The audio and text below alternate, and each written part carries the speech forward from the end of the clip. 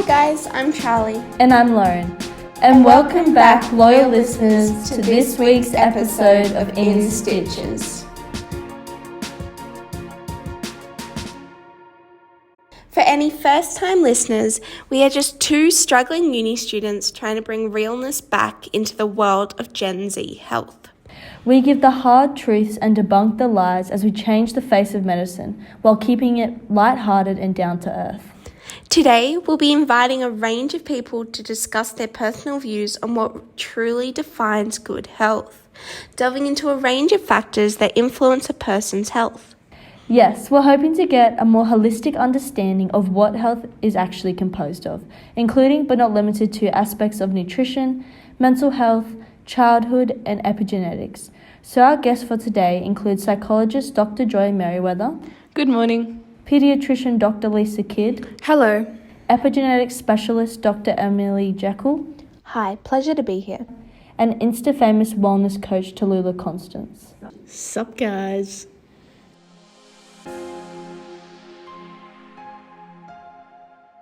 So before we delve into the controversies of health, how's your week been, Charlie?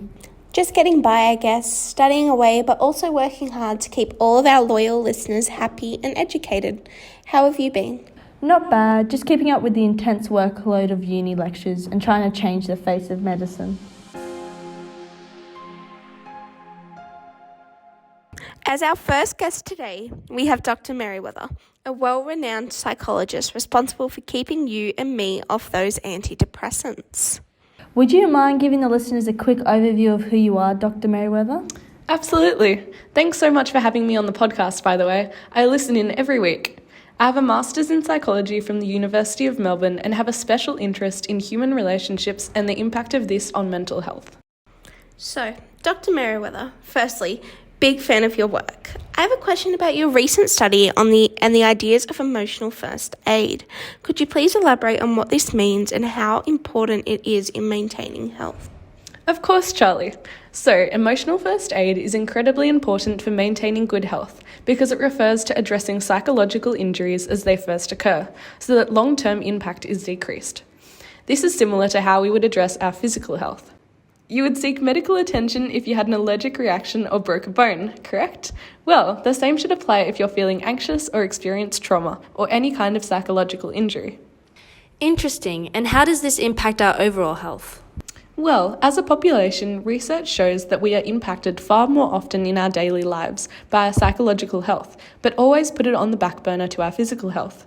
For example, when people experience rejection and failure, humans take on a process called rumination, where we repeatedly think about one negative comment or scenario. This is so chronically damaging and draining, significantly increasing the risk of clinical depression and alcoholism, with studies even suggesting that there may be an increased risk of diseases such as cardiovascular disease. So in the end, from current research, we can confidently say that psychological health is definitely an important factor in determining a person's health, and the idea that simply maintaining a proper diet and exercise will make a person healthy is not accurate or supported by the current literature. Well, if I may butt in, Tallulah Constance, verified Instastar here. Even though I do agree that mental health is important to be happy, I believe that real health comes down to eating well and exercising, particularly by tracking your food consumption, hitting your protein goals, and working out twice a day. That was an interesting comment from Insta-famous wellness coach Tallulah. Can you elaborate a bit more on your perspective on this topic? Well, from my personal experience as a wellness coach, I've found that both myself and others are happiest and healthiest when they're eating well and exercising. Obesity is an issue that is plaguing the world and puts you at high risk of chronic illness. Did you know that it's linked to 4.7 million premature deaths each year because of its impacts on severe conditions such as high blood pressure and heart disease? Exercising and monitoring your diet ensures you maintain the optimal weight, which can improve mental health too. Physical activity releases all kinds of endorphins, which reduce stress. So yeah, I'd definitely say that physical health overarches and determines all other aspects of health. So what kind of experience do you have on this topic? Well, I've actually been working as a nutritionist with my online certification over the past couple of years and coaching people on my social media platforms. So, does anyone else have any other perspectives on nutrition and exercise as a determinant of health? Perhaps Dr. Jekyll might have a new stance on this topic. Would you mind giving yourself a quick introduction? Hi, pleasure to be here. I must say, I think you ladies are really onto something great here. Educating young people on such confusing health topics is very important. As said before, I am Dr. Emily Jekyll, and I have a PhD in genetics and epigenetics, and I'm also currently researching epigenetic therapies. So, nutrition and exercise are definitely important factors when considering our health, particularly as preventative methods for diseases like cardiovascular disease and diabetes. For example, as Tallulah mentioned, obesity is a risk factor for many conditions, and monitoring diet and keeping active are great ways to maintain a good weight. However, the presence of environmental and individual factors means that our approaches to health must be individualized. Factors like epigenetics and genetics can mean that people are actually predisposed to certain conditions and need medications to correct disparities that can't be fixed by diets or physical activity. Thanks, Dr. Jekyll, for your perspective. What about you, Dr. Kidd? Do you have anything to add? Hello everyone, I'm a paediatrician with over 15 years experience in my field, and while I agree that nutrition and exercise are extremely important in maintaining a healthy lifestyle, other factors must be taken into consideration.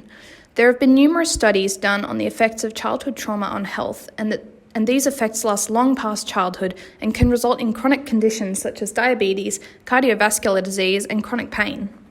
But wouldn't you also agree that those chronic conditions you mentioned could be avoided by eating a healthy, balanced diet, Dr. Kidd? Well, children who grow up facing adversities often do have unbalanced diets because they use food as a coping mechanism, which ultimately does increase their likelihood of certain diseases. In the ACE study, which was published by the CDC in the 90s, it was found that these coping mechanisms and harmful behaviours such as binge eating, drug or alcohol use, or smoking could only be managed after the person's trauma was addressed using therapeutic tools. So yes, some chronic illnesses can be avoided, but only after the trauma has been addressed, which may take many years, and many individuals will never have access to effective treatment.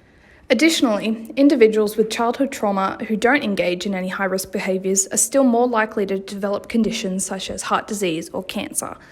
This is because when a child is going through extreme stress, the brain's stress response, the fight or flight system, is activated repeatedly, and this response can become maladaptive rather than life-saving. So to say that nutrition and exercise are the sole determining factors to developing chronic illnesses is inaccurate. Well, how often does childhood trauma really lead to a chronic illness? So, the ACE study used a list of 10 indicators of childhood trauma and traumatic events, and it was found that over 2/3 of the over 17,000 participants had an ACE score of at least 1, meaning that they had experienced at least one traumatic event in childhood, and that 1 in 5 participants had a score of 3 or more, so childhood trauma is extremely common. One of the leading physicians involved in the study used the example of a child who had experienced 4 adverse experiences in childhood had a 1,200% increase in the likelihood of them becoming an intravenous drug user in adulthood. And if you had a child with an ACE score of 6, they had a 4,600% increase in the same likelihood. Additionally, an individual with an ACE score of 4 is also 2.5 times more likely to develop serious conditions such as chronic obstructive pulmonary disease or hepatitis. Okay, Dr. Jekyll, you mentioned epigenetics earlier. Can you explain what epigenetics is and how it relates to our health? So, epigenetics basically concerns how social and behavioural factors can impact and change how our genes work. Epigenetic changes are different to genetic changes because they affect how our genes are read by our bodies instead of the actual DNA sequence being changed. Epigenetic markers are chemical tags that sit on our chromatin and turn genes on or off, and these can be laid down during our lifetime, resulting from experiences such as the childhood adversities Dr. Kidd discussed, or during embryonic development. If a pregnant mother is exposed to high stress or an unhealthy lifestyle, chemical signals can be transmitted to the baby and laid down as epigenetic markers on their genes. These can cause lifelong gene coding defects, which can impact our health. Studies have even shown that women with poor diets during pregnancy go on to have children who are more susceptible to developing obesity and cardiovascular disease. Thank you for that great insight on epigenetics being an important factor on our health.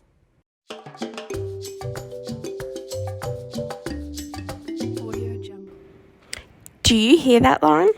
Oh my goodness, Charlie. It's our weekly In Stitches joke segment. Sent in by @medical.gal.101. This week we have a hilarious joke. Lauren, why is the doctor always so calm? I don't know, Charlie. Why is the doctor always so calm? Because he has a lot of patience. Laughing out loud.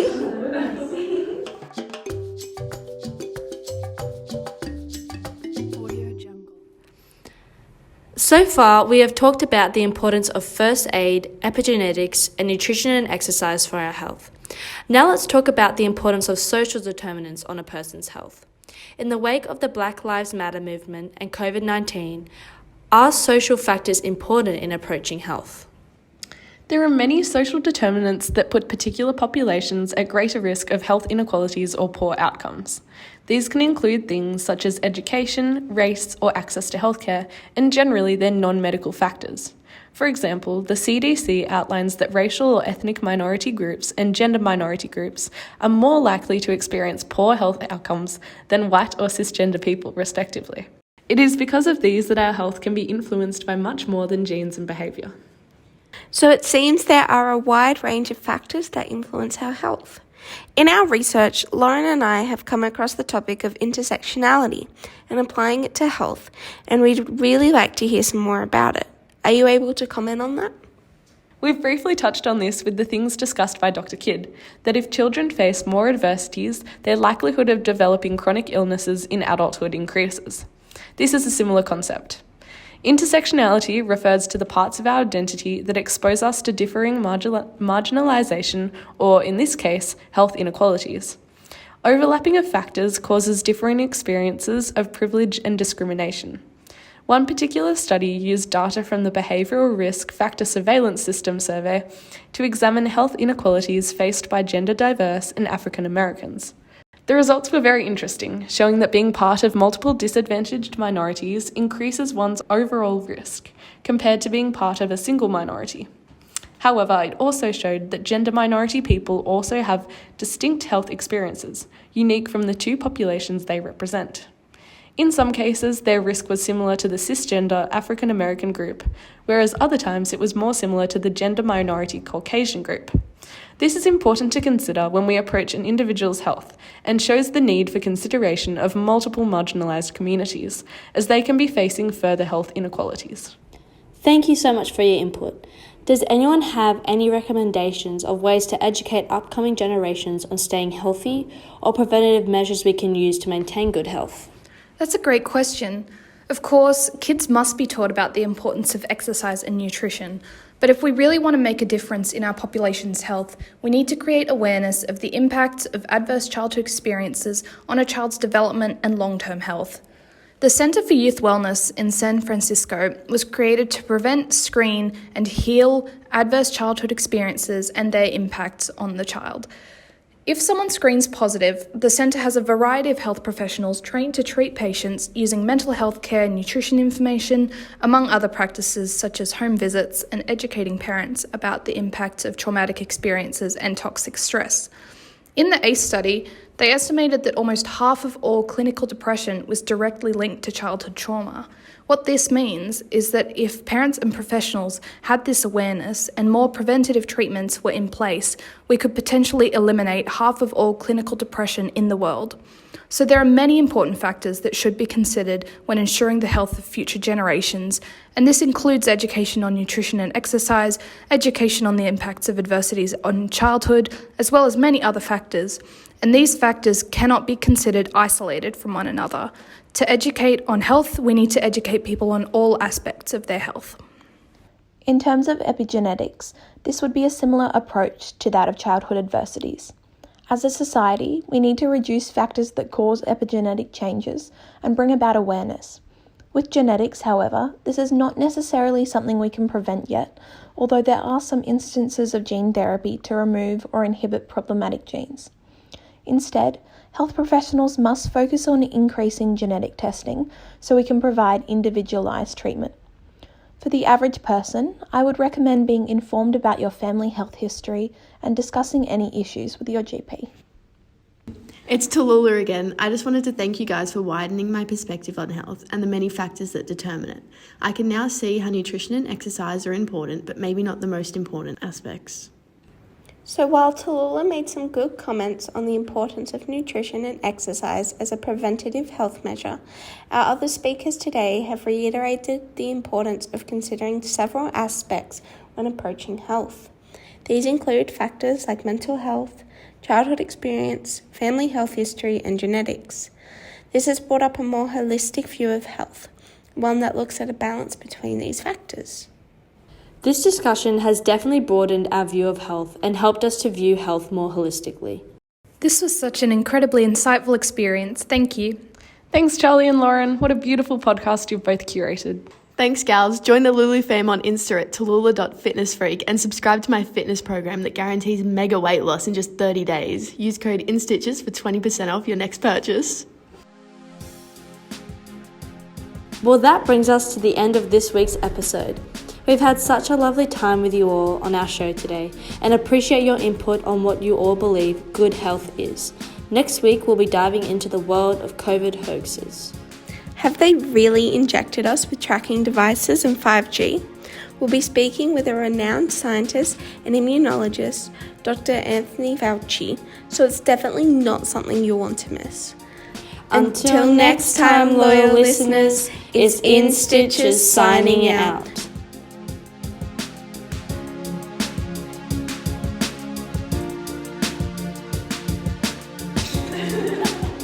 That was perfect.